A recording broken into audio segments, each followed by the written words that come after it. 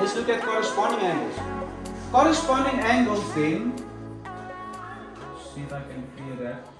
Corresponding angles are defined as angles at different intersection points in the same location or position and on the same side of the transversal. Let me repeat it.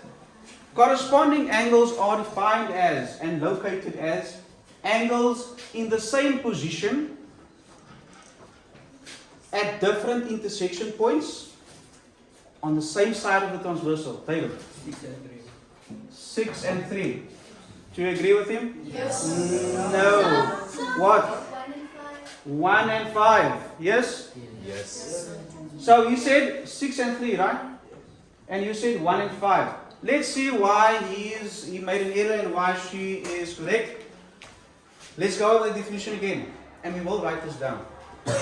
And there is like a little shortcut or trick to identify them, but I don't really like it, but I'll show it to you anyway.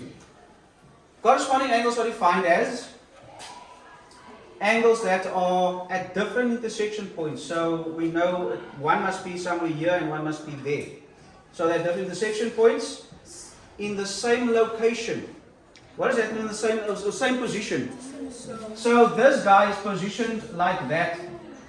This guy is also positioned like that. So they are in the same position on the same side of the transversal at different intersection points. So let's go over it again one more time. Corresponding angles are defined as angles in the same position, meaning they are positioned the same way. So he's standing like that, and he's also standing like that. Same position. Different intersection points, same side of the transversal. See, there's another 3 conditions. So that is how you would identify corresponding angles. And corresponding angles are also equal to each other. Right? They are in the same position. They look exactly the same. They are equal. Right? So alternate angles are equal. And corresponding angles are also equal. Are we still together, people? Yes. Remember, this is a new concept. It's new concepts. So it's okay if you don't get it immediately. It's okay. Don't expect yourself to get everything the first time. It's actually a problem of today's generation of children. You don't like to struggle. You think that you must get everything the first time. And if you don't get it, then you're like, I'm a failure. That's what you think. If you don't understand something the first time, you give up. It's like, this probably isn't for me. That's what you think. And you can say what you want. That is what you think. You're not used to struggling. Okay, and I'm telling you it's okay. It's the first time you're hearing this, so it's okay. We're going to go over it again. Right. What about co-interior? Co-interior has a nice description because it uses a location. Says, so we know it must be interior angle. So we know it's what to do with the guys in here. Right? So 1, 2, and 7 and 8 are excluded from co-interior angles. Do you see that? Yes. Because they are not interior. Co-interior angles are defined as interior angles, of course, on the same side of the transversal. That's all you need to know. Because now I ask you, based on that definition, give me a pair of co-interior angles. 3 and 6? 4 and 5. That's it. Co-interior angles are defined as interior angles on the same side of the transversal. That's all you need to know. Because then you can locate them. Right? And would you say that co-interior angles would also be equal to each other? No, it can't be, because one is positioned as an acute angle and the other one is positioned as an obtuse angle. So they cannot be equal. It just so happens, and it's proven of course, that if you take co-interior angles and you add them together, they give you 180 degrees. Yeah, so the sum of co-interior angles add up to 180 degrees, or is 180 degrees. So that's basically the introduction to these 3 pairs of angles, is that alternate angles, we define where they are, and the fact that they are equal. We looked at corresponding angles, we located them where they are, and they are equal. And co-interior angles, we located them where they are, and they are not equal, but they add up to 180 degrees. And that's it. That allows you, or that enables you to answer some of the questions that we see in our diagram there now. So we are now going to first of all start off by worksheet 13b. It asks you to use the sketch and complete those sentences. Worksheet 13b. Yeah? So let's quickly see if we can answer together. Oh, by the way, Cameron, you made a very important, you're not the only one who does that. There are people in grade 9 and 10 that also still, you said, when I asked about angles, you refer to B and D. Please remember, this is point A, point B, point C, and point D. They are not angles, they are points. And when they are joined together, they form a line segment. That's why we name a point as one letter. We name a line segment as two letters because they join from A to B. And angles are, if angles were named, they have those little caps on.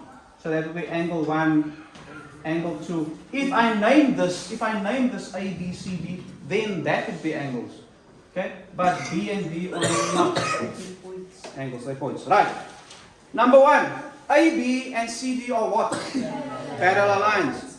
2. E, F is a transversal line. Okay? Well, we can just say transversal, don't need to use the word line.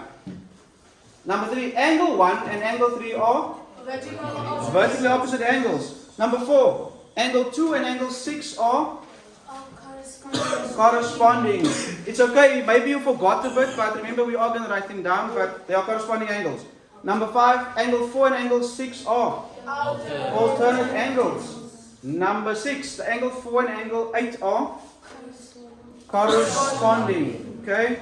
Do you see with corresponding, another way to locate them or identify them is that one is inside and one is outside. Yeah? They're on the same side of the transversal, one inside, one outside. One inside, one outside. One inside, one outside, one inside. Another way of locating them. Number 7, angle 3 and angle 6 are co-interior angles. Number 7, angle 3 and angle 6 are... Wait, am I to read the same thing now? Yeah, sorry. Angle 6 is equal to angle 8 because they are vertically opposite angles. We're not here now, we're on the diagram here. Angle 3 is equal to angle 5 because they are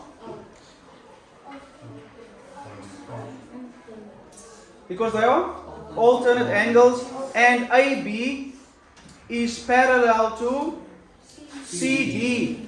Now, when we are going to do problems or solve problems about this type of, like these things over here, it's still going to be statement and reason.